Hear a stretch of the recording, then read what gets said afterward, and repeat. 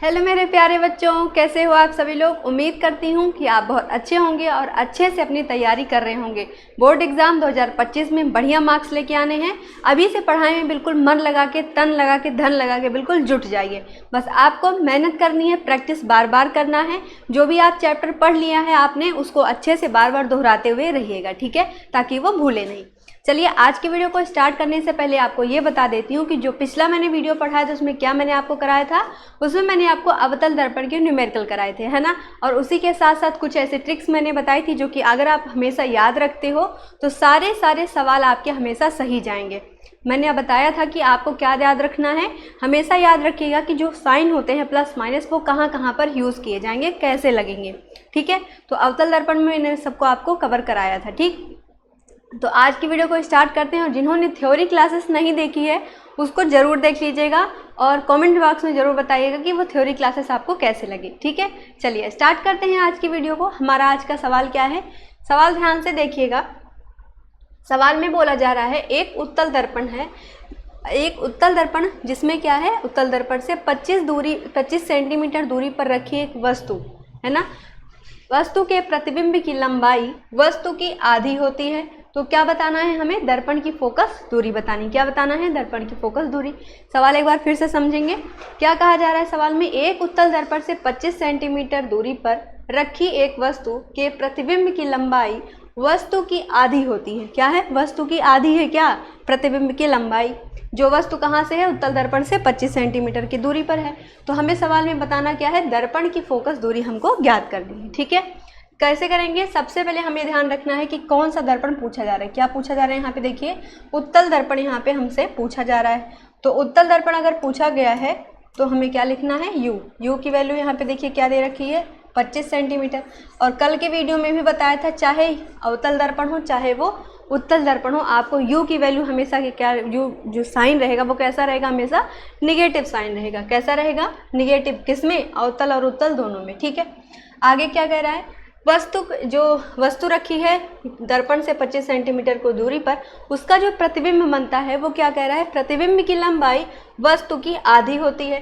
तो हमें बताना है दर्पण की फोकस दूरी, यानी कि एफ की वैल्यू हमें बताना है, ठीक है। तो एक चीज़ याद रखिएगा, जब क्या हो, उत्तल दर्पण हो, उत्तल दर्पण हो तो कुछ यहाँ पे चीज़ें आपको याद रखनी है। जैसे कि U क्या होता है, माइनस में रहेगा।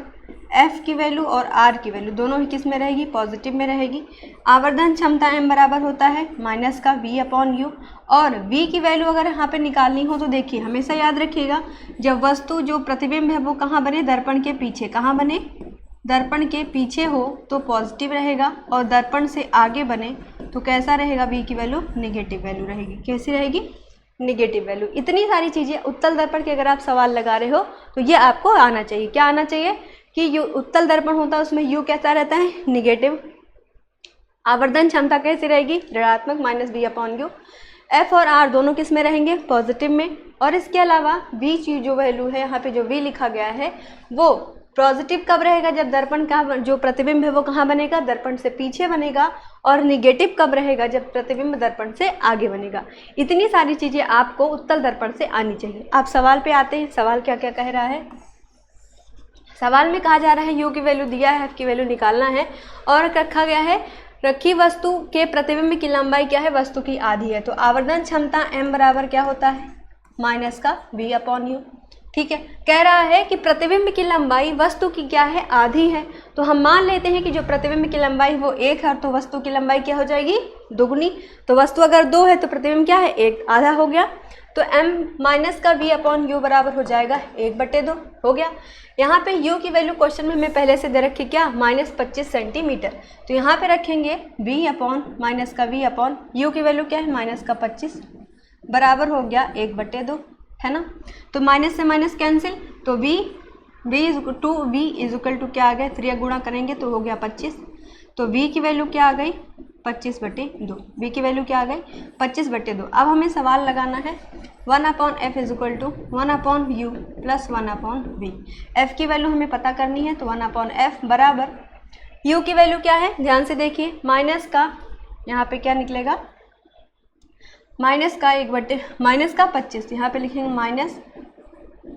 25 प्लस v की वैल्यू क्या है 25/2, तो 1/25/2 हो जाएगा। ठीक, अब इसको देखो, ये ऊपर जाएगा, यहाँ पे हो जाएगा माइनस का 1/25 प्लस 2/25, ये हो गया। एलसीएम क्या है यहाँ पे 25 है, तो यहाँ पे क्या हो जाएगा 2 माइनस का 1, तो आंसर क्या आया 1/25। लेकिन f की वैल्यू क्या निकल के आ जाएगी 25 सेंटीमीटर। f की वैल्यू क्या आ गई हमारी 25 सेंटीमीटर। कुछ इस तरीके से आपको सवाल को हल करना है। आया समझ में? क्या कहा मैंने? सवाल में फिर से एक बार समझा देती हूँ। u की वैल्यू दिया है क्या -25 सेंटीमीटर। जब भी क्या हो, दर्पण कैसा हो, उत्तल या अवतल, दोनों ही जो केसेस होंगे उसमें क्या रखेंगे, u को निगेटिव रखेंगे। उत्तल दर्पण की बात है तो f पॉजिटिव रहेगा, r भी पॉजिटिव रहेगा और आवर्धन क्षमता माइनस का v/u हो जाएगा। और v अगर प्रतिबिंब कैसा हो, दर्पण के पीछे बन रहा हो तो पॉजिटिव, और अगर आगे बने तो निगेटिव। सवाल में कहा जा रहा है कि m जहाँ पे वस्तु जो है वो वस्तु के प्रतिबिंब की लंबाई वस्तु की आधी है, तो आवर्धन क्षमता से यहाँ पे हम सवाल लगाएंगे m बराबर हो जाएगा माइनस का v/u और 1/2। तो v यहाँ से v की वैल्यू निकाल लिया, क्या आया 25/2 आई। इस सवाल में, इस सूत्र में इस पूरे वैल्यू को रख के हम f अपना निकाल लेंगे। ओके, तो फोकस दूरी हमारी क्या निकल के आ गई 25 सेंटीमीटर। आगे नेक्स्ट क्वेश्चन, अगला सवाल क्या कह रहा है, उत्तल दर्पण से 30 सेंटीमीटर दूरी पर रखी मोमबत्ती का प्रतिबिंब 10 सेंटीमीटर दूरी पर बनता है, तो उत्तल दर्पण की फोकस दूरी हमें बतानी है। उत्तल दर्पण से 30 सेंटीमीटर, तो क्या है u बराबर माइनस का 30 सेंटीमीटर। रखी मोमबत्ती का प्रतिबिंब 10 सेंटीमीटर दूरी पर बनता है, तो v बराबर हो जाएगा यहाँ पे क्या 10 सेंटीमीटर। फोकस दूरी हमें क्या बताना है, बतानी है। ठीक है, तो कैसे निकालेंगे, सवाल बस आसान है, केवल क्या करना है, हमें फॉर्मूले में इसको रखना है। 1/f बराबर 1/u प्लस का 1/v। f की वैल्यू निकालनी है बराबर, u की वैल्यू क्या है माइनस का 30 प्लस v की वैल्यू क्या है 10। अब यह देखो f 1/f इक्वल टू क्या आ जाएगा 10 और 30 का एलसीएम 30, 30 में 30 का भाग देंगे तो क्या आएगा 1, तो 1 का 1 का गुणा 1 हो जाएगा, प्लस 10 या 30 3 बार जहाँ पे जाएगा तो 3 से 1 का मल्टीप्लाई करेंगे तो यहाँ पे आएगा 3, 3 और 1 तो यहाँ पे क्या हो जाएगा 2/30, तो कैंसिल करेंगे तो क्या आएगा 1/15। तो f की वैल्यू यहाँ पे क्या निकल के आ गई 15 सेंटीमीटर। क्या निकल के आ गई 15 सेंटीमीटर। आसान, बिल्कुल आसान सवाल था। क्या था इसमें, कुछ नहीं था। u की वैल्यू दिया था, v की वैल्यू दिया था, f की वैल्यू निकालना था, f की वैल्यू हमने निकाल ली। अच्छा, अब अगर यहाँ पे पूछता f बराबर जो त्रिज्या है वो क्या होगी, तो कैसे निकालेंगे, f बराबर r/2, बस हमारी त्रिज्या निकल के आ जाएगी। ठीक है, तो मान लीजिए अगर हमें त्रिज्या निकालनी है तो क्या लगाएंगे बराबर r/2, त्रिज्या होती है पॉजिटिव किस में, उत्तल दर्पण में। f की वैल्यू दिया है 15 सेंटीमीटर बराबर r/2, तो r की वैल्यू क्या निकल के आएगी यहाँ पर भी 30 सेंटीमीटर। क्या निकल के आएगी 30 सेंटीमीटर। ऐसे आपको सवाल हल कर लेना है। ठीक है, आगे चलते हैं। नेक्स्ट क्वेश्चन क्या है, किसी ऑटोमोबाइल में पीछे का दृश्य देखने के लिए उपयोग होने वाले उत्तल दर्पण की वक्रता त्रिज्या क्या दिया है, वक्रता त्रिज्या 3 मीटर दिया है। यदि एक बस इस दर्पण से 5 मीटर दूरी पर स्थित है, तो ये बस क्या है, वस्तु है। क्या है, वस्तु। और यानी कि u की वैल्यू क्या है -5 मीटर। क्या है -5 मीटर। तो कह रहा है प्रतिबिंब हमें बताना है, प्रतिबिंब हमें यानी कि v की वैल्यू हमें बतानी है। तो क्या दिया है, r दिया है, तो हम यहाँ से क्या निकालेंगे, f निकालेंगे। कैसे निकालेंगे, f बराबर क्या होता है r/2 होता है। क्या होता है, r/2 होता है। तो r की वैल्यू दिया है 3, तो f बराबर हो गया क्या 3/2 मीटर। क्या हो गया 3/2 मीटर हो गया। अब हमें क्या निकालना है, ध्यान से देखिएगा।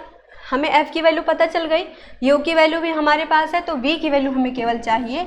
तो सूत्र यहाँ पे लगाएंगे 1/f = 1/u + 1/v। बस सिंपल सा हमें सूत्र लगा देना है और इस सूत्र में क्या रखना, वैल्यू। तो चलिए रखते हैं। f की वैल्यू क्या है 3/2, यहाँ पे 1/3/2 बराबर u की वैल्यू क्या है -5, तो -5 प्लस का 1/v। ठीक है, अब ये है 1/3/2, तो 2 यहाँ पे चला जाएगा ऊपर, 2/3, ये माइनस है इधर ले आओगे तो प्लस 1/5 बराबर क्या हो गया 1/v। 5 और 3 का एलसीएम क्या हो जाएगा 15, तो 3 का से में भाग देंगे 3 × 5 = 15, 5 × 2 = 10 प्लस 5 से भाग देंगे 5 × 3 = 15, 3 × 1 = 3, 1/v। तो 10 × 3 = 13/15। क्या आया 10 और 3 = 13 बटे क्या हो गया 15 बराबर क्या हो गया 1/20।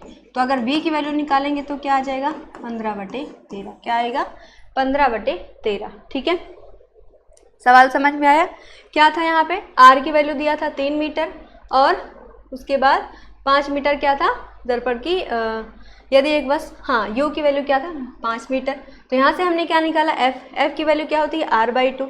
ठीक है, तो अब इसको हमने यहाँ पे हल कर लिया। तो चाहे 15/13 लिखो और चाहे इसको भाग देके आप पॉइंट में लिख सकते हो। पॉइंट में कैसे लिख सकते हो, देखो 13 का इसमें भाग देंगे 15 में, तो 13 एकम 13 क्या आया 2, यहाँ पे पॉइंट लगाया 0 बढ़ाए 13 एकम 13 कितना आया 7।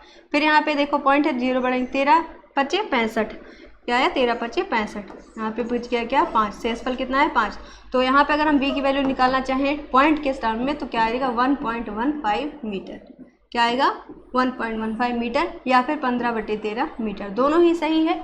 इसमें से कोई भी ऑप्शन आपको मिल सकता है, दोनों ही करेक्ट है। ठीक है, चलिए नेक्स्ट क्वेश्चन। हाँ, अब हम आ गए हैं किस पे, अपवर्तनांक वाले सवाल पे।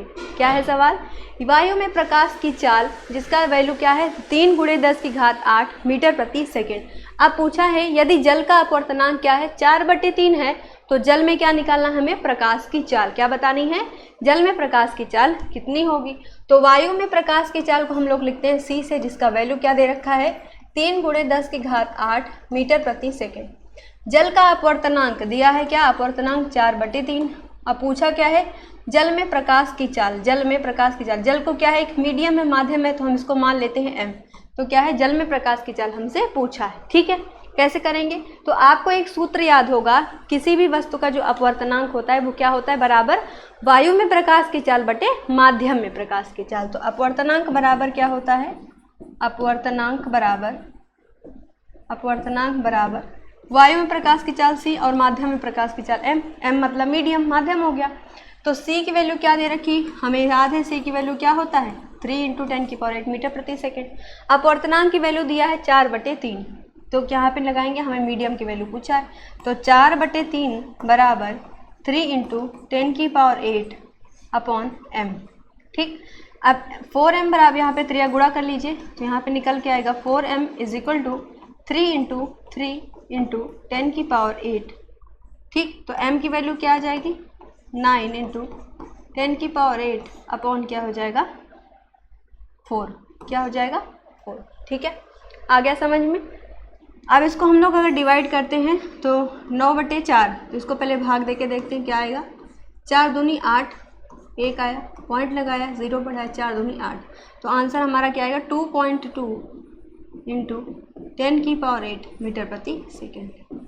आगे समझ में, जल में प्रकाश की चाल कितनी होगी 2.2 × 10⁸ मीटर प्रति सेकेंड। कैसे लगाया हमने, सबसे पहले अपवर्तनांक का फॉर्मूला लगाएंगे। अपवर्तनांक बराबर होता है प्रकाश की चाल या फिर निर्वात में प्रकाश की चाल या वायु में प्रकाश की चाल बटे माध्यम में प्रकाश की चाल। वायु में प्रकाश की चाल 3 × 10⁸ मीटर प्रति सेकेंड और अपवर्तनांक हमें दिया 4/3, रख के हम लोग यहाँ पे वैल्यू अपनी निकाल लेंगे। ओके, समझ में आया। देखो बहुत ही बेसिक से आराम से समझते चलिएगा, क्योंकि अगर यहाँ पे आप नहीं समझे तो समझ लीजिए बच्चों आगे आपको बहुत दिक्कत होगी। अभी से अगर छोटी छोटी चीज़ें शुरुआत से समझते चलोगे तो आगे कोई भी दिक्कत नहीं होगी, है ना। नेक्स्ट क्वेश्चन चलते हैं। क्या है, कांच का वायु के सापेक्ष अपवर्तनांक। अब देखो सापेक्ष जब लिखा जाए तो कैसे आप लिखोगे, क्या बोला है कांच का वायु के सापेक्ष, तो पहले क्या है कांच, तो हमने जी लिख लिया, के सापेक्ष किसका अपवर्तनांक वायु का। तो कांच के सापेक्ष वायु का अपवर्तनांक क्या दिया है 1.5। वायु का कांच के सापेक्ष अपवर्तनांक पूछा, यानी कि वायु मतलब एयर यानी हवा, वायु का कांच के सापेक्ष अपवर्तनांक हमसे पूछा है। तो यहाँ पे GNA बराबर दिया है और ANG बराबर पूछा है। तो अगर हमको क्या निकालना है ANG, क्या निकालना है ANG। तो अगर इसको हम इक्वल करते हैं तो ये 1/GNA ये आपस में क्या हो जाएगा इक्वल। ये यहाँ पे ये चीज़ का ध्यान रखिएगा। अगर हमसे पूछा है ANG = क्या होगा, तो जो अगर ऊपर दिया है GNA तो इसी को अगर हम 1/में लिख दें तो यही इसके क्या हो जाएगा बराबर हो जाएगा। ठीक है, तो GNA की वैल्यू दिया है 1.5, 1/1.5, पॉइंट हटाएंगे ऊपर 0 बढ़ेगा तो हो जाएगा 10/15। क्या हो गया 10/15, काटेंगे 5 दूना 10, 5 3 15, यानी कि क्या आया आंसर हमारा 2/3। आंसर क्या आ गया 2/3 आ गया, है ना, कितना आसान। ओके, आगे बढ़ते हैं। अगला सवाल, वायु के सापेक्ष जल तथा कांच के अपवर्तनांक दे रखे हैं। बताना है आपको जल के सापेक्ष कांच का अपवर्तनांक क्या है। वायु के सापेक्ष जल, वायु के सापेक्ष जल का अपवर्तनांक और कांच का, तो वायु के सापेक्ष कांच का अपवर्तनांक क्या है। पहला 4/3 और दूसरा क्या है 3/2 है। तो बताना है जल के सापेक्ष क्या है, जल के सापेक्ष कांच का अपवर्तनांक हमें बताना है। क्या बताना है, जल के सापेक्ष कांच का अपवर्तनांक। अच्छा ट्रिक देखो कैसे आपको लगाना है। देखो पहले क्या है W है और बाद में क्या है G है, तो लास्ट में जिसमें G है ये G है लास्ट में, तो इसको क्या रखेंगे ऊपर 3/2 बटे। अब W है आगे, यहाँ पे W की वैल्यू है 4/3, तो यहाँ रख दिया 4/3। अब इसको क्या कर दो मल्टीप्लाई, तो हो गया 9/8।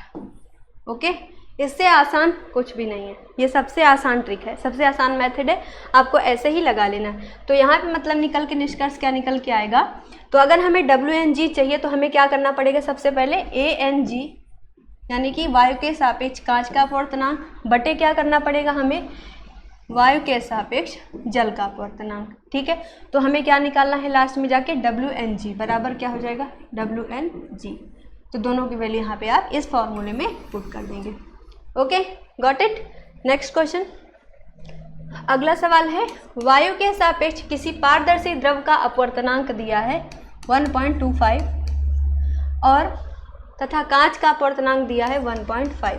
तो लिखेंगे इसको कैसे, ध्यान से देखिएगा।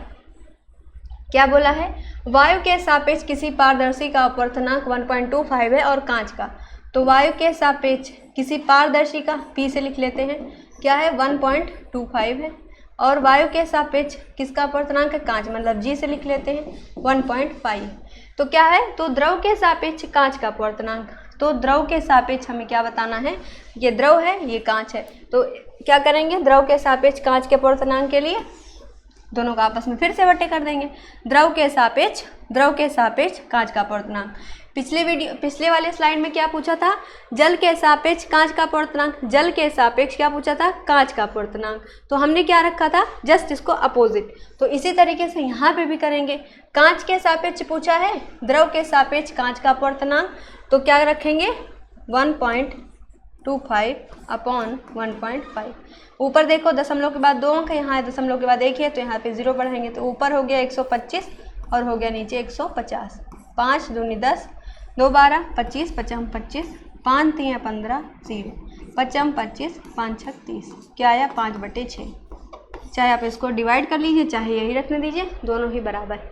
समझ में नहीं आया होगा, एक बार फिर से समझा देती हूँ। पूछा है द्रव के सापेक्ष, द्रव मतलब यहाँ पे रख देते कोई पारदर्शी द्रव P, द्रव के सापेक्ष हमें कांच का अपवर्तनांक पूछा है, तो ऊपर लिखेंगे हम क्या, 1 मिनट यहाँ पे उल्टा हो गया मुझे लगता, हाँ ठीक है कोई बात नहीं। अब जो आपका 5/6 आया है, इसको जैसे PNG का वैल्यू हमसे पूछा है, तो क्या निकालेंगे, इसका कैसे निकालेंगे, तो सबसे पहले ऊपर रहेगा ANG और नीचे क्या रहेगा ANP, यही हो जाएगा।